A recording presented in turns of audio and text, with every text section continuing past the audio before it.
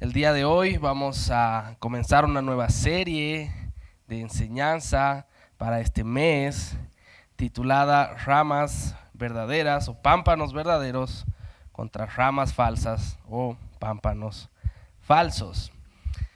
¿A qué se refiere esto? Si recuerdan, a lo largo del año hemos estado hablando sobre que apartados del Señor no podemos hacer nada, que Él es la vid y nosotros somos los pámpanos, somos las ramas. Y se nos habla sobre permanecer en Él. Ahora, hay momentos, situaciones, circunstancias en las que alguien puede ser un pámpano o una rama falsa. ¿Cómo es esto? ¿Cómo funciona? ¿De qué se trata? ¿Cuál es el problema? El problema es que, al igual que en la vida real, tenemos plantas artificiales, frutas artificiales. ¿Alguna vez han visto alguna? Se ven muy perfectas. Aquí tenemos unas uvas falsas, se ven de un color perfecto, una textura deseable, muy sabrosa, pero no es real, no es verdadero.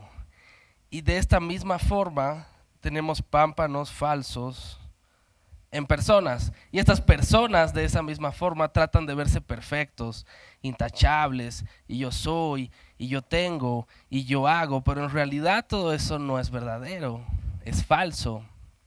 Y eso es muy triste, porque estas frutas y estos pámpanos falsos, estas plantas falsas, no pueden cumplir la función de una planta o de una fruta real.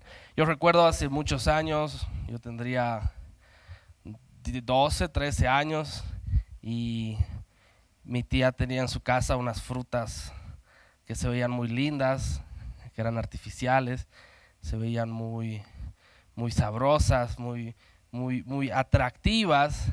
Y tenía un primo que tenía 4 años aproximadamente.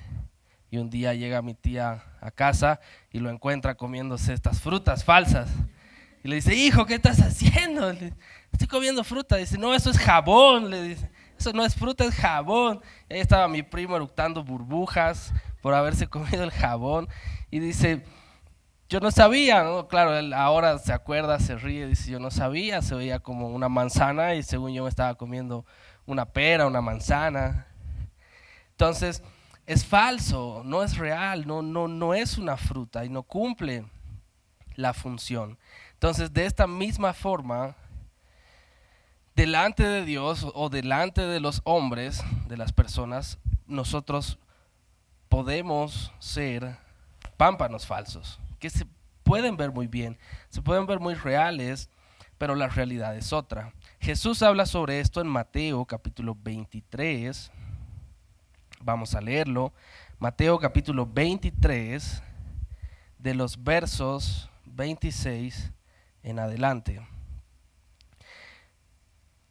Dice, fariseo ciego, limpia primero lo de dentro del vaso y del plato, para que también lo de fuera sea limpio. Hay de vosotros, escribas y fariseos hipócritas, porque sois semejantes a sepulcros blanqueados, que por fuera a la verdad se muestran hermosos, mas por dentro están llenos de huesos, de muertos y de toda inmundicia. Así también vosotros por fuera a la verdad os mostráis justos a los hombres, pero por dentro estáis llenos de hipocresía e iniquidad. Después de decir esto, sus discípulos le dicen, Jesús, ¿qué te pasa? Si sabes que se han ofendido con esto, ¿no? Y Jesús básicamente dice, no me importa porque es la verdad. Y, y estos fariseos andaban como plantas artificiales, se veían muy perfectos, con el color exacto, con la textura correcta, muy saludables, muy verdes, pero era falso, estaban muertos. Jesús los compara a estas tumbas. Por fuera se ve muy majestuoso, muy bonito, muy llamativo, pero por dentro dice, solo hay un cadáver, hay huesos, hay muerte, porque no es real. Ahora, el problema es lo que pasa cuando somos pámpanos o ramas falsas. Porque el verdadero problema no se da solo por el hecho de fingir algo o aparentar algo. El problema es lo que pasa cuando hacemos esto. En Mateo capítulo 15, que es donde encontramos a Jesús diciendo que Él es la vid y nosotros los pámpanos, en el verso 5, Mateo 15, verso 5,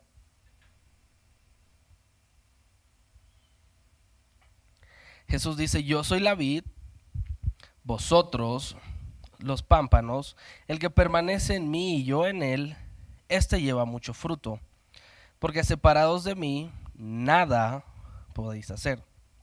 El que en mí no permanece será echado fuera como pámpano y se secará, y los recogen y los echan en el fuego y arden.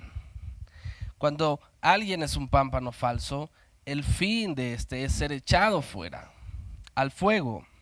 Vamos a entender esto de una mejor forma comparándolo con 1 Corintios capítulo 3. Vamos a irnos ahí, 1 Corintios capítulo 3.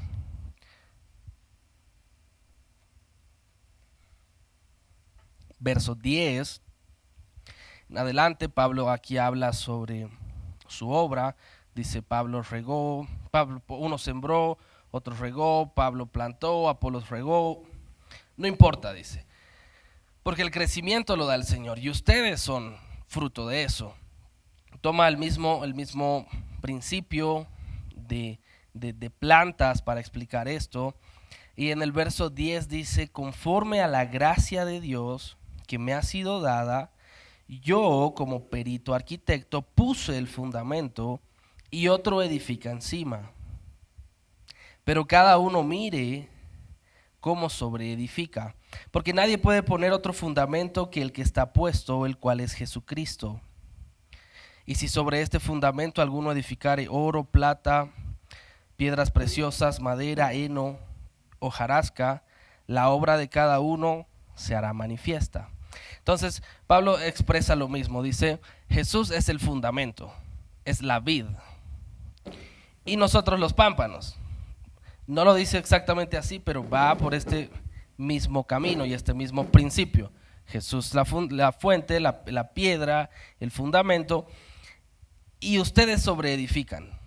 Ustedes son los pámpanos, ustedes llevan el fruto. Entonces dice, miren cómo sobreedifican. Lo que está diciendo es, vean si quieren ser ramas verdaderas o artificiales o falsas. ¿Por qué? Dice, porque lo que ustedes edifiquen, si es bueno, si es correcto, será oro, plata, piedras preciosas. Pero si es malo, si es falso, si es artificial, es igual a madera, heno y hojarasca. Verso 13. Dice, la obra de cada uno se hará manifiesta, porque el día la declarará, pues por el fuego será revelada, y la obra de cada uno, cual sea, el fuego la probará. Si permaneciere la obra de alguno que sobreedificó, recibirá recompensa. Si la obra de alguno se quemare, el tal sufrirá pérdida, si bien el mismo será salvo, aunque así como por el fuego. De nuevo, el mismo principio, dice, si lo que tú has edificado, si lo que tú estás haciendo es falso, es artificial, no va a permanecer. Va a ser consumido por el fuego y vas a sufrir pérdida. Y hay momentos en la vida en la que sentimos que todo lo que hemos edificado, sobreedificado, se empieza a quemar y se empieza a perder.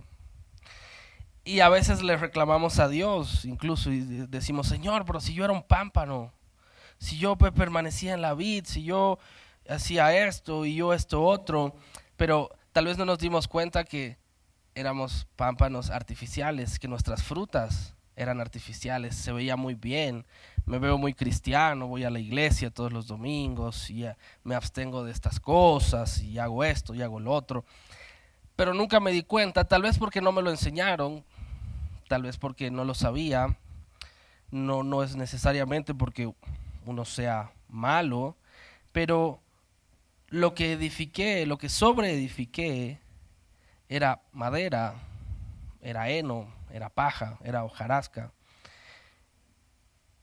Y la cosa es que nadie se va a librar de pasar por el fuego. Entonces hay momentos en la vida en los que nos toca pasar por fuego. Y todo el fruto que tenía y todo lo que había edificado desaparece. Y perdí una cosa y perdí otra y malas noticias y no funciona y todo se derrumba y nos frustramos y como decía, incluso le reclamamos al Señor, pero la verdadera situación es que lo que yo tenía no era capaz de soportar el fuego, porque era artificial, porque era de madera. Entonces, estos momentos en la vida son los que nos desafían y nos, nos ponen en una situación y a veces incluso extrema de decidir. Y antes del mensaje yo escuchaba a pastora Lizzie decir, alguien, si tú has tenido un pensamiento de morir en esta semana, de que ya no quieres vivir, y son momentos como estos los que nos llevan aquí, perdí todo, no tengo nada, todo lo que había edificado se quemó, no quiero vivir más, me rindo, se terminó, ya no quiero, estoy cansado, estoy aburrido, pero eso no está bien, porque si yo sufrí pérdida, porque lo que edifiqué era falso o no era lo correcto, lo que debo hacer ahora es edificar de nuevo. Pero esta vez edificar bien y edificar lo correcto. Porque déjenme decirles esto, cuando uno empieza empieza a edificar mal desde abajo, no importa si lo que pone arriba está muy bien, se va a caer. Porque lo básico, la base, lo de abajo, está mal. Entonces, hay veces en la vida en la que es necesario deshacerse de todo hasta abajo para poder edificar bien. Porque si yo traigo mal lo de abajo, pero entonces trato de hacer bien lo de arriba, no va a funcionar. Así que si tú sientes o has sentido que todo lo que habías edificado se quema, se consume, se derrumba, significa que ahora tienes la maravillosa oportunidad de edificar bien desde la base y edificar oro y edificar plata y edificar piedras preciosas para que la próxima vez que nos toque pasar por el fuego, lo que haya construido sea purificado. El oro cuando pasa por el fuego no se consume, se purifica. Se hace aún más precioso, se hace aún más puro. Así que estas circunstancias que afrontamos en la vida, más allá de llevarnos a la muerte, al fracaso o a la desilusión, deben llevarnos a edificar algo bueno y mejor. Amén. Vamos a leer 2 Corintios capítulo 7, verso 10. 2 Corintios capítulo 7, verso 10. Dice, la tristeza que proviene de Dios produce el arrepentimiento que lleva a la salvación, de la cual no hay que arrepentirse. Entonces, si yo me siento muy mal, si me siento muy triste, como dice aquí, o muy confrontado por lo que hice, por lo que perdí, por lo que pasó, esta tristeza es buena y proviene de Dios, me lleva a salvación y a arrepentimiento, mientras que la tristeza del mundo produce muerte. Entonces, yo puedo sentir estas cosas, pero si yo lo voy a tomar y enfocar desde un punto de vista correcto como el que acabo de expresar, produce en mí arrepentimiento y salvación y buenas obras. Pero si yo lo tomo como condenación, frustración, decepción y demás, va a producir en mí muerte. Puede ser muerte en un sentido figurado o puede ser muerte literalmente. Creo que ninguno de nosotros, mejor dicho, creo que todos nosotros, puedo decirlo casi 100% seguro, en algún momento hemos sentido ganas de no seguir. No voy a decir que somos suicidas ni cosas por el estilo, pero todos en algún momento hemos estado cansados, sin ánimo. Tal vez le hemos dicho al Señor, ¿por qué no me llevas de una vez? Pero ese dolor y esa tristeza, lo que deben hacer en nosotros es producir algo mejor, para edificar, para, si lo hice mal antes, no importa, ahora voy a hacerlo bien. Es esto muy importante para todo aquello que hemos de desarrollar en nuestras vidas, en cualquier ámbito, en la iglesia, en mi casa, en mi familia, en mi trabajo. Así que dice, mire cada uno cómo sobreedifica. Y yo quiero animarlos hoy a edificar y sobreedificar oro, plata, piedras preciosas, que sean purificados, que no se vayan a perder, que permanezcan. Y si alguien siente, como decía, que ha perdido todo, o si alguien ahora piensa y dice, creo que yo edifiqué madera, heno, cosas que se van a perder y no van a soportar el fuego, también tiene la oportunidad de decir, bueno, a partir de ahora, Señor, tomo la decisión de hacerlo bien. Vamos a edificar de nuevo, vamos a hacerlo de forma correcta. Y ya para ir terminando este tiempo de mensaje, quiero recordar que en medio de todas estas cosas es muy, muy, muy importante dónde permanece puesta mi mirada. La palabra nos enseña, dice, no mantengan su vista en las cosas que se ven, porque son temporales. Mantengan su vista y su visión en aquellas cosas que no se ven. Pero eso es muy difícil para nosotros que estamos ligados a un mundo natural, con parámetros naturales, con condiciones naturales que nos desafían todos los días. Pero la palabra nos pone el desafío y dice, no miren eso, no importa. Pongan sus ojos en lo que no se ve. ¿Por qué? Porque lo que se ve es temporal. Todo lo que tú ves está sujeto a cambio. Puede cambiar. Sea bueno, sea malo. Va a cambiar. Pero lo que no se ve es eterno y permanece para siempre. Y no cambia. No hay en él sombra de variación. No hay cambio. No hay nada que vaya a ser hoy verdad y mañana mentira. ¿Por qué? Porque Él permanece fiel. Y dice su palabra que aún cuando nosotros somos infieles, Él permanece fiel. Así que si alguien se siente triste, se siente desafiado, se siente que ha perdido mucho o que ha perdido todo, yo quiero que esa tristeza y ese dolor sean correctos y sean de Dios para que produzca cosas buenas. Y los animo a edificar de nuevo. ¿Se acuerdan de Job? Yo he pasado casi toda mi vida escuchando a las personas usar a Job para justificar el fracaso. Y si se acuerdan, Job decía, Dios dio y Dios quitó.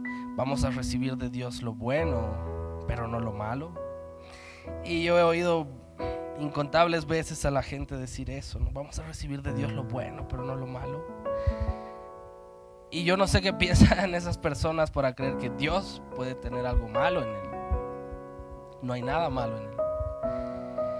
Y por muchos años yo no entendía cuál era el sentido de este libro en la Biblia. ¿Cuál es la verdadera enseñanza que tiene? Porque no nos está enseñando que Dios da y Dios quita. No nos está enseñando que Dios nos da cosas buenas y nos da cosas malas.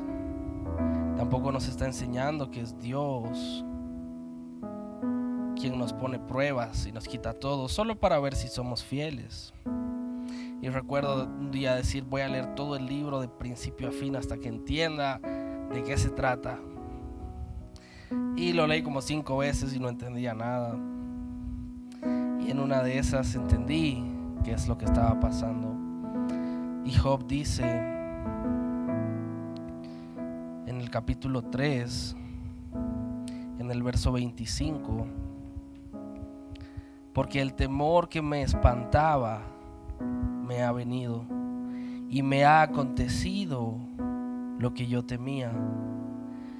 No he tenido paz, no me aseguré ni estuve reposado. No obstante, me vino turbación. Y este es el motivo por el cual Job atravesó todo lo que atravesó.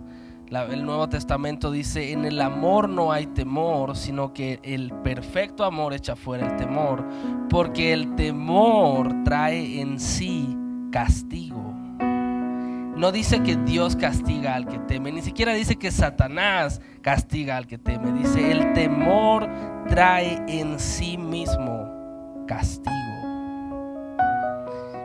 Porque el temor que me espantaba me ha venido y me ha acontecido lo que yo temía. No he tenido paz, no me aseguré, ni estuve reposado. Y lo que yo quiero para todos nosotros el día de hoy es que estemos en paz, seguros y podamos reposar en el Señor. Porque el temor es el que nos lleva a ser artificiales y a ser falsos. No quiero que vean mis faltas, no quiero que vean que no puedo o que no sé o que no tengo. Es como la gente que quiere aparentar que tiene mucho dinero, ¿no? Tengo que comprarme el último teléfono para que piensen, para que sigan pensando que yo tengo mucho, y no pueden saber que no tengo, y tratan de aparentar y aparentar y aparentar por miedo. Lo mismo pasa con las ramas artificiales, lo mismo pasaba con los fariseos. No pueden saber que soy malo, no pueden saber que me falta, no pueden. Y ese temor va a traer en sí mismo castigo. Pero para nosotros hay algo mejor. Hay paz, hay seguridad y hay reposo.